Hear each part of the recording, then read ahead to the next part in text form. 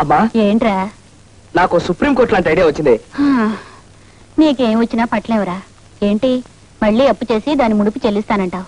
అప్ప ఉన్న అప్పులే తీర్చకపోతే ఈ ఊళ్ళో మనకు అప్పు ఇచ్చేవాడెవడే? నాది హైకోర్టు బ్రెయిన్ కదా, ఫుల్ బెంచ్ ఐడియా ఒకటి వేశాను. సర్లేరా, ఏమిటది? పట్నంలో ఉన్న మన వాటా పోర్షన్. అమ్మేస్తావా? థ్యాంక్స్ నానా. ఈయనొకడు పడుకున్నప్పుడు కూడా దేశభక్తి. ఆ పోర్షన్ అమ్మేసి మన అప్పులన్నీ తీర్చేస్తానమ్మా. అదేంట్రా? అమ్మా పెద్దనాన్న చిన్నాన్న అమ్మగాలేంది, మనం అమ్మితే తప్పే ఉందమ్మా. ఎవరది? నేనే.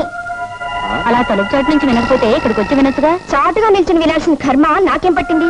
ఎలాగో ఇల్లు అమ్మేస్తున్నారు కదా, దాంతోనైనా మా బాకీ తగిలేట ఆలోచన చేస్తున్నారా లేదా అని వింటున్నాను.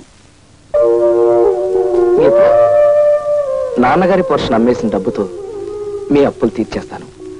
ఒకవేళ అలా తీర్చలేకపోతే మమ్మల్ని అందరినీ బయటికి గెంటేసి ఈ ఇల్లు వేలం వేసి మీ అప్పులు తీర్చుకోండి. నువ్వు వెళ్ళి పడుకోమ్మా.